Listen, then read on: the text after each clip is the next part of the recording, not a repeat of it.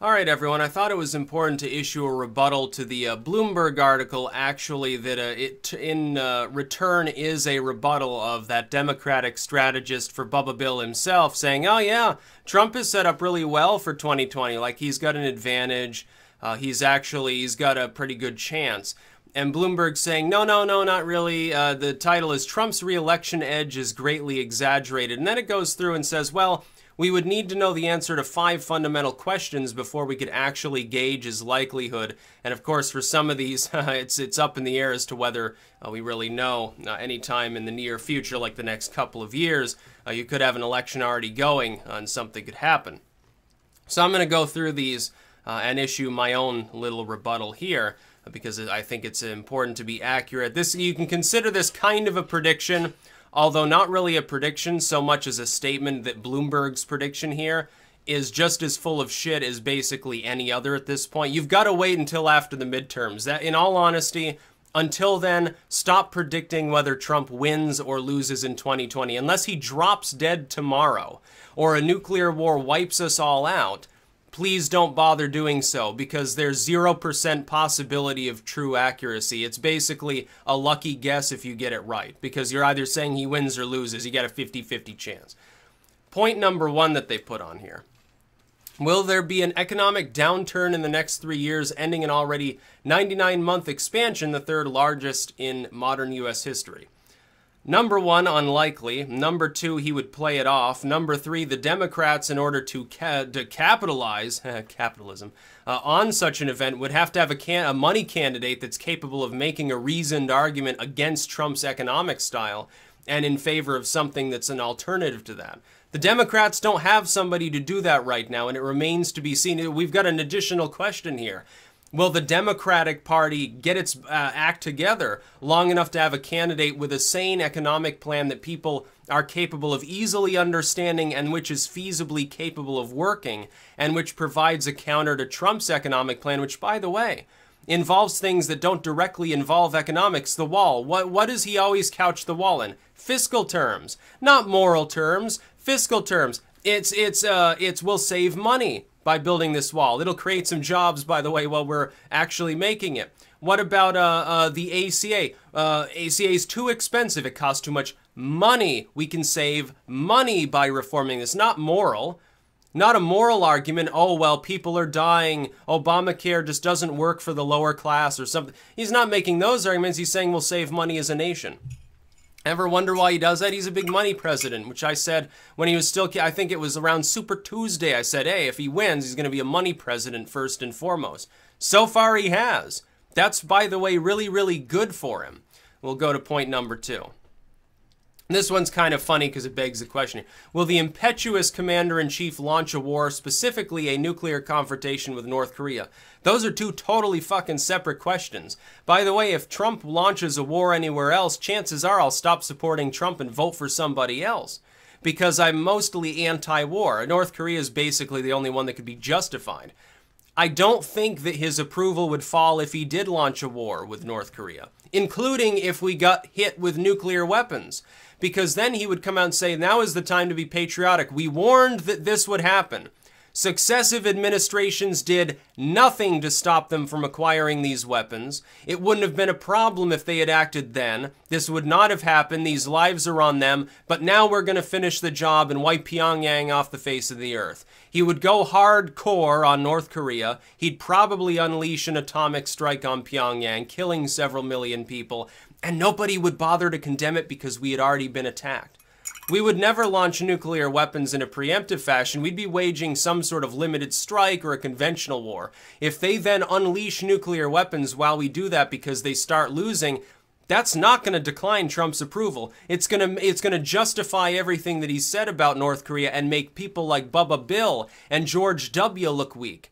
And Obama, they did nothing, and he'll point that out. Every strategist around him will tell him to do that.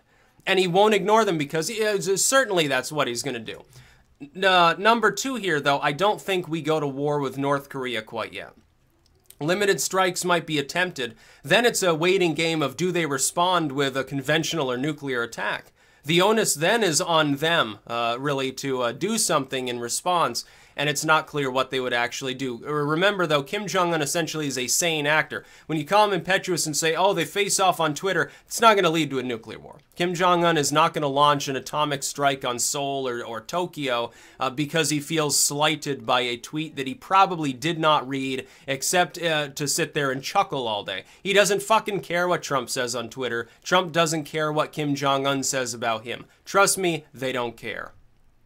Number 3, will Democrats win control of the House next year? No, probably not. And reject a left-wing agenda for the 2020 presidential contest. Oh, yes, but here's the problem. In rejecting the far-left message, they destroy themselves. If they embrace the far-left message, they destroy themselves. The Republican Party underwent a schism in the last election. The newcomers won out, the Trumpites, the populists. It encompasses most of the Republicans because they won.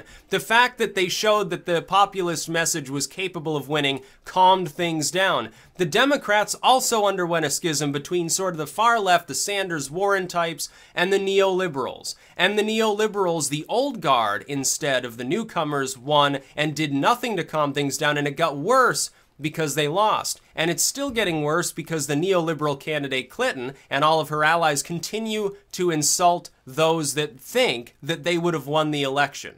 The Democrats have this problem.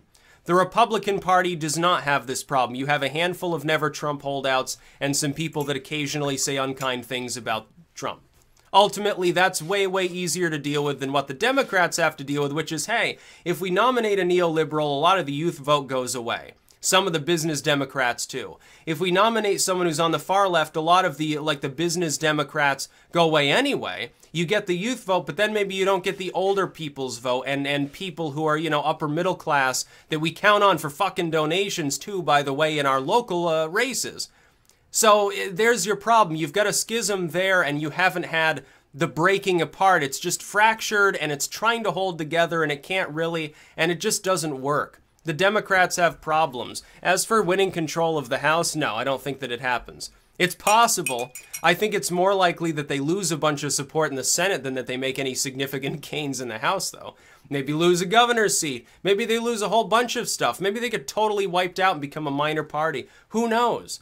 And even if they do win control of the House, all that's going to do is allow Trump to say, oh, anything that I wasn't able to do, by the way, it was the result of obstruction. And he might be able to work with the Democrats more than with the Republicans. You've seen him try to work with them. He uses his usual hardball tactics in negotiating, but he can talk to them. He is capable of doing that.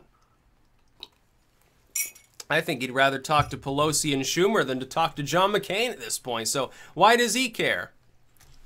Number 4, will the 71-year-old Trump have health problems? Maybe. This is probably the biggest possibility that's actually here. But then again, you would have that same possibility with a Hillary Clinton, with a Bernie Sanders, with basically any...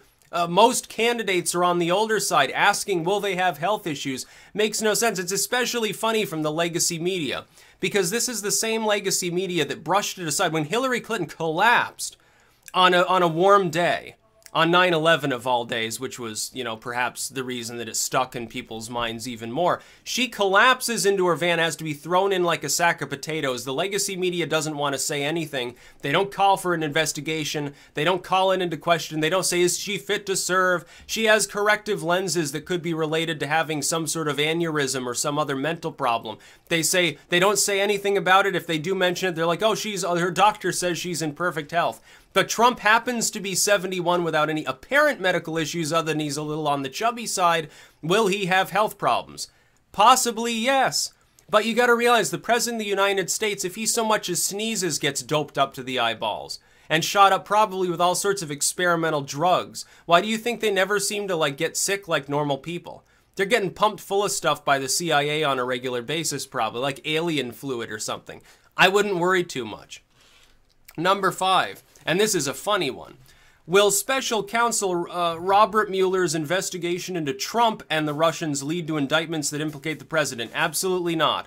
I give a 0% chance that that happens. Who wants to make a real life bet? Yeah, I don't think you can actually legally bet on political stuff, or at least on elections. Unless it's online or foreign or something. It's really weird. It's really complex. But, no, I don't expect that to happen, number one. Number two, it looks like it might implicate the Democrats. Now they got Tony Podesta that they're talking about. It's not just Manafort, the neocon. Now you got Tony Podesta, the brother of Clinton's campaign chief. Their campaign manager's brother is now named in the Mueller investigation. When's the last time they talked about Trump?